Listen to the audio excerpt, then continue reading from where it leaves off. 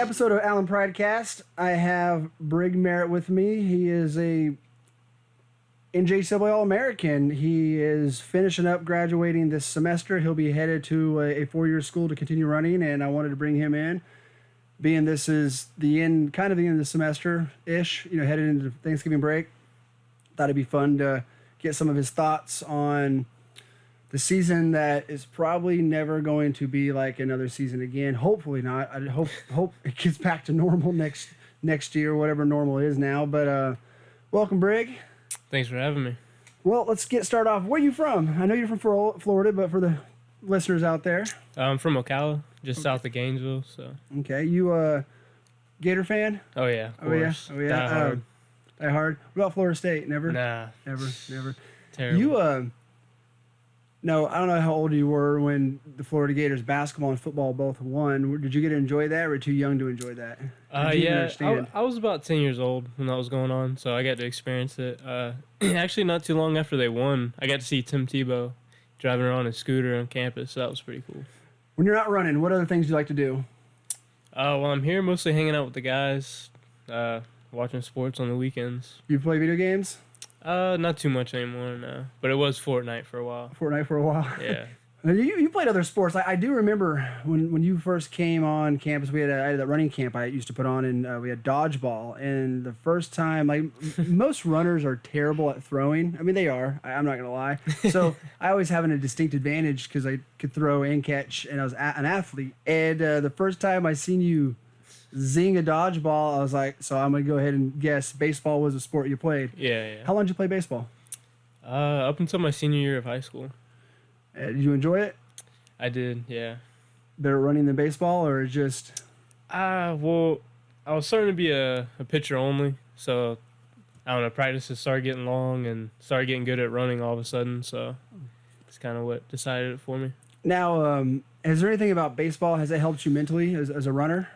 Yeah. I think coaching for baseball, I feel like they're a little bit harder, try to get like no mistakes and stuff. So I feel like that mentality coming to running kind of makes you mentally tougher, like get on yourself, push yourself. So. Yeah. Moving on. Wow, what a year, right? Academically, how has this been different academically than previous years? Has it? Yeah, it definitely has. COVID being in the classrooms, it's different, a lot smaller sizes, but we're making through. Yeah, we're almost there. I think we're almost there. For me, it was a weird vibe last semester when you guys all left. So it was like in March, and I'm thinking it feels like summer. That's what summer feels like. When I think you guys were here for maybe a couple of weeks because we weren't sure about the season. But I was like, this is what summer feels like. It always feels like the apocalypse is hit and everyone just leaves all of a sudden. Well, this was in March, so I can't imagine the seniors, kind of what they went through when their seasons got cut short. But yeah, it's been weird. I got to June and like my biological clock was like, I think I'm supposed to be getting started for practice, but right, yeah. Because there's always that 2.5 month where you feel like you're got to start coaching again. But I didn't have that this year. I had to go through 2.5 more months. So coming in 2020 cross country season, what were some expectations for you that you had? I mean, what expectations did you have? I really didn't have too many, just because the whole summer you're hearing, are we running, are we not? And then it was all these different setups and stuff to help prevent COVID. So I had no idea what to expect going in. Yeah, I don't think we fully knew until, I want to say, was it mid-July, I think. NJCAA pretty much said, we're hosting this. Right. If you're there, you're there. First semester is just going to be cross country. I actually almost thought we were going to be like the guinea pigs. Like, all right, let's see how bad see what happens with these guys. It's just cross country. Right. And then they moved everything to second semester. And that's my first thought, was like, oh, so we're the scapegoat, right? We're the patsy.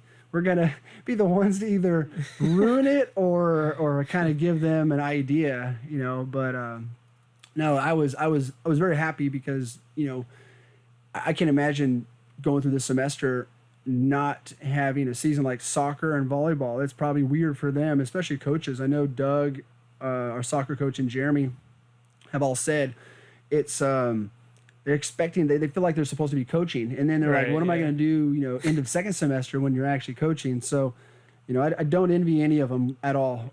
After going through that, I don't envy, no offense, not hype it up. I don't envy any of the other sports because it was hectic for me as a coach. Like I never felt like I had a grasp of the season ever.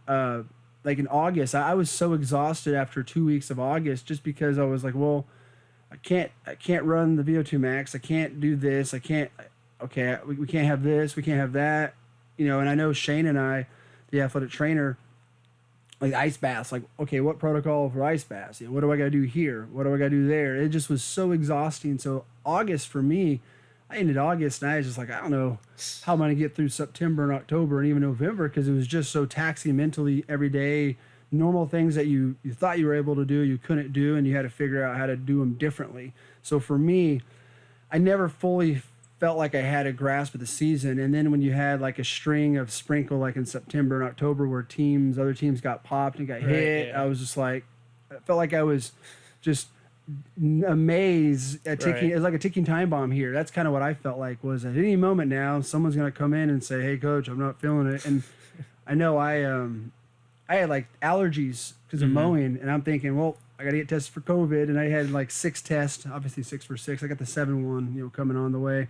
But that for me was just, I never got a chance to fully like relax, if that makes, now I don't want to say relax, but settle into a routine, if that makes sense. Yeah, it kept you on your toes for sure. Oh, nonstop, yeah, every day. And then you had all this other stress of, your injuries, your practice schedule, your practice time, you had academic schedule, labs, all stuff I had to normally navigate. And then you added in the fact like you had this, I don't want to say invisible, but whatever this little thing floating around that causes, chaos. And then you had, the quarantine was always afraid of. And I know we, kind of when we get into, we had some teams from other regions or other conference schools who we would expect to race them, and then they had to quarantine. And I was always like, is that us? When's our chance? And it kind of it took the wind out of your sails times because you're expecting to race someone or you're expecting to see them, and they weren't going to be there. And then you're like, it's kind of a letdown. So, big time for sure. Yeah. So expectations was pretty fun. What was it like for you running during the season of the COVID, I would say during probably halfway through the season we kind of got into a routine, so it wasn't that much difference. I would say I miss running the big meets with all those people there, but yeah, it wasn't too bad, not too big of a change, I would say. That's what I was worried about.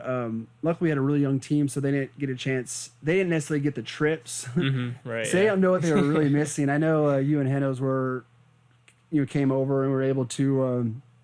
You guys got a chance to go to the big meets and the fun meets. And so they didn't necessarily know what to expect. This is the first time in my entire coaching career that I spent this much time at Kansas. Yeah. Like before, I would only run like 2 meets in Kansas, a championship included. And other than that, I would kind of always just roam away. So for me, it was weird seeing the same. I got to the point where I was like, I'm tired of seeing the same people. You like to see different runners, but it was kind of fun though, because it was like we were running at a lot of their home meets, and we were ranked number 1 at the time for some of that. So it was like it's kind of fun going there and bullying them a little bit, It was weird. I know that our first meet at Hutch was the first time I ever went to that meet, and I didn't know what to expect. I was like, well, I had no expectations. I was like, we're probably not going to do very well. We're not fully strength. Just go out and just do what you got to do. And then when I saw that, like I thought we did well, but I know we won. When I heard we won, I was like, what? Wait a second. Wait a minute. Seriously? And then you had the Bethel meet where they, no offense to whoever the cart was, we had one job. I don't know what you're thinking. That's not the coach's fault. That's obviously whoever's driving the cart's fault. But I always, when I put on meets, I'm always like, what's the worst that can happen? So like, Murphy's Law, anything bad can happen will happen. So you got to like protect yourself, or not protect your meat, making sure like, okay, act like this person doesn't know what they're doing. They're going to go this way. Well, I better block this off. Right. Yeah, that's kind of always what I thought. But we were running really well middle of the race, and we started turning on at the end. And then I guess you guys just ran into the finish. What was that like? How did you feel about that? I just came around the corner, and I was like, all right, we got about a mile to go. and then I just see a whole bunch of people like on the side just start cheering and yelling, and I was like, surely they're not cheering for me to finish. And I just looked down at my watch, and I'm like, we're not supposed to be here yet. We're off by a couple minutes, and yeah, that was it. People were finishing. I know Coach Benton, Austin Benton, former athlete of mine, shout out St. Mary's, and we'll get to that in a little bit. He's like, he told me after mile 1 they went the wrong way. I go, how do you what? Like, how do you know? Like, how do you do that? Like, what do you mean wrong way? Curse from the beginning. And then when he said that, I was like, I don't care, racing's racing. I was just in a little mindset, but I remember seeing whenever I was confused when they were going. I seen you basically running back down the course, and you're like, "We didn't finish. We finished early. I'm getting my." You like literally almost seemed like you got mad and you turned the corner. It's like, I'm gonna get my 8K, and you're sprinting, to finish out your 8K. Mm-hmm. Well, because we had ran 4 miles at practice, and then we had the 4-mile race at Terry Masterson. So I was ready for an 8K. Like, I came there to race 8K. So. Yeah, that was for sure. That was definitely one where I was scratching my head. Kind of moving forward, you finish your career at Allen becoming an NJCAA All American, and for those who don't know, that's top 15 at the national meet. We've got I got kind of a thing I've created where if you're top 3 in an event in track, top 6 in the half marathon, and top 15 in cross, you get on the wall. That's NJCAA All American, not a coach association or whatever else. They had nothing against those or anything, but I knew how hard it was to get that, Right. So I kind of wanted to create something that you got to earn it. You also helped lead us to the highest national finish, not just our program's history, but the school's history. Nothing against 83, third place baseball team. Shout out to the 83 baseball. But we were able to bring home a national runner-up, which was a second place trophy. What are your thoughts about all that? It feels good. I wish it could have been a national championship trophy, but I think through all the adversity and everything we went through the season, I think it went good. Yeah, I feel good about it. Take us through the race last Saturday. What, like, first mile, second mile, like, what was going through your mind? First mile, I was just trying to go out nice and easy, and it was packed up. And then after that, it was just a roller coaster of emotions. People running by saying, we're winning it, we got it. And then at the end, we didn't have it. For me, we're cursed by technology. Well, it's a gift and a curse. I had my phone in my hand, and so I was able to see. After the first mile, we were like 4th, and I was like, "Well," but then I knew, we had talked about, going out first mile kind of conservative, and then just pushing the middle. I kind of wondered because once we hit second mile, we were up, and obviously you started hearing me, which I always thought maybe I hyped us up way too much because we kept pushing. And sometimes you push yourself into, fatigue, and then you're really screwed. But I know for me, at mile 2 we were up, and then mile 3 was our highest point. I was like, you kind of, I could see the faces. And what was funny was when I was running around, there was a school that kept following me everywhere I was at. I felt like they were following me, which that's that's flattering. But at third mile, I started seeing a difference in the body language on some of our runners. And I don't know if you sensed it with the crowd. What was your thoughts after the third mile? Could you sense anything? Well, at the third mile, I think I had already caught up to Devin and Ray. So at that moment, I was kind of thinking like, all right, please follow me. Like, please just hang on. But at the same time, I was trying to catch up. Yeah, they were kind of far. But yeah. I know every coach, is blessed with hindsight. When they're coaching, you're like, man, if I would have known what I know now, I would have done differently. I think it goes for us as well, but you never know because someone could have gone out quick and hung on, and so you can never have that argument or not that you gotta like live with the hand you play, basically, kind of like poker. Once you put your chips in, you're all in. It is what it is. I could sense the body language, and then I started seeing the faces, and I was like, oh no. I was like, oh no. And I could feel, it felt like a cloud of, they're losing it. That's what I sensed from the other teams. I know some of the runners at Cali, the fans, and then Northern Iowa, I don't want to say I overlooked them because I knew they were ranked, but there was so much into the us versus Cali the whole year. The home meet, they weren't there because of the COVID. They weren't at Bethel because of COVID. Then like worked us at regionals. Yeah, they did. Yeah. They did. I hate to admit it, they did. But then you had at nationals, like, all right, man, we run it back. Here it is. Yeah, for and sure. it kind of felt like it was us against them, and that was who's getting, thinking of them. And I was like, okay, we got this many in front of this runner. And then I looked at mile 4, and I was like, oh, we're tied all 3. I was like, oh, geez. Did you know we were tied at mile 4? I didn't know. But it was kind of like every time we seen Birch, like I'd see him like every mile. Every time I seen him, it was like it went from, yeah, we're doing good, we're doing great, we're winning, and then it was like, we're still up there, we're still up there, and then it was getting worse and worse every time. I was like, damn. That's kind of how I think I saw you two. You didn't probably see me after mile 3 because it was like I put all my attention on 3, 4, 5, 6. Right. I was like, all right, those two are good. They don't need me. They're doing great. To these guys need every amount of my emotion. And I felt like if I could say 1 or 2 things to get Devin or Ray and even Philip, a half mile further or a quarter mile, I could kind of race to the next spot, right. Which I obviously am not supposed to be running. My knee was blown up that evening. From this, I'm not supposed to run until January, by the way, if anyone knows. I had surgery. But so when we were running, I was just focusing on them. And I knew when I saw the move that Ray and Devin made after Philip, because Philip was in his own little world, which right, yeah. I kept saying I knew that was going to happen eventually, and Philip ran what Philip should ran. When he took off, I was like, okay, good. Ray and Devin, this is it right here. And then obviously Michael, because I knew Michael was with the number 4, 5 runner of Cali. Number 4 runner at Cali was a tough dude. He was coming after our number 5, and he got within about like 30, 40 meters, but I think he kind of pushed too hard and started fading a bit. But he made a run at it.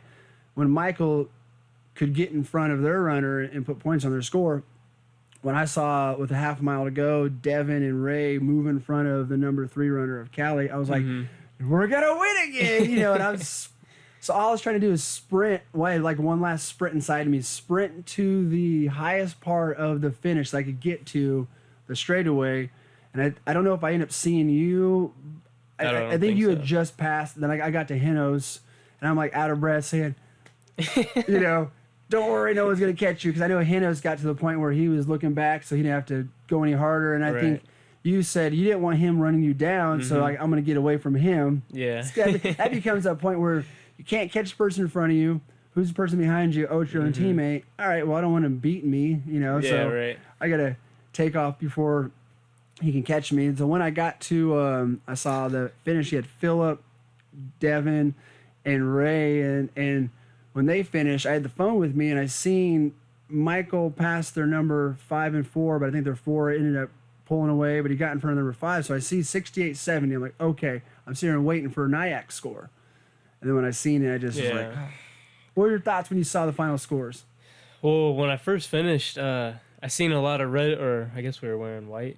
Yeah. I seen a lot of white in front of orange, and I was like, kind of counted, and I was like, I think we did it. And then I was like, man, I remember seeing a lot of yellow too. And I looked, and right about when I was thinking that, they said the team scores, and they started celebrating and everything, and I was like, yeah. I known that guy for quite some time, so I was happy. I went over and congratulated him. It was cool to see him. He's been grinding for a long time. But obviously I'm disappointed. But it's kind of a consolation. We got national runner-up. You guys did a great job. Got a little bit of get back, which was nice. They ended our streak at the conference, but I got to the point where I felt like it was more important to try to bring a national trophy in than a conference title. But it was real fun to be a part of, especially, if you're a fan of cross country. I think when you see Tide, because I know like former athletes were hitting me up, and I know Austin and some other coaches were like, when we were looking at the live results and clicking, we see 67s all at 1 mile to go. You don't see that very often. Usually it's already wrapped up. So to see that. Looking back on it, you could see Nyack had their number 5 had more points they could make up with their number 5, and that's kind of what happened. But it still was fun to be a part of. Oh yeah. Very emotional. I know when I was looking at that picture there, like I was more like just done. I was kind of more of a you're exhausted because it's all it's over with. Especially with the season. with the uncertainty, with the COVID, the masks, just the whole. I was happy to be done with it. So, what's it like knowing you're about to be finished up here? It's been a long journey. It has. You've seen a lot of teams. I have, yeah. You've seen the 17 team, from afar. The 18 team, that was an interesting year in its own right. That one was from afar. You kind of had more connection with the 17 team. 19 team you're a part of. What's your thoughts? Coming in, leaving. What do you take from this experience? It's been a good experience. I know I've probably been here longer than I anticipated, but I've had good memories. Been a part of a lot of good teams, so it's all good. Now, moving on, you are going to be continuing your education and running career at St. Mary's University. It's an NAI located in Leavenworth, Kansas. Fun fact, the head coach and his wife both ran for me when I coached at Cali. Explain that process and how you came to wanting to continue there.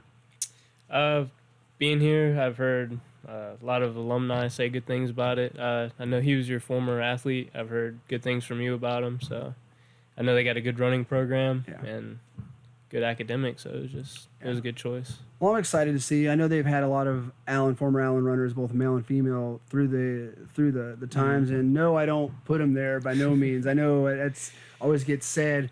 I think they just you kind of go through the process and you've seen how they've done there, and he's done a great job. He's taken the Allen runners even to better heights, Right. and he's done a great job. And they got a really good environment there, and he's made that program his own. And I look forward to seeing you, and I've been trying to beat St. Mary's forever. I don't know if it's going to happen. He's become quite the powerhouse.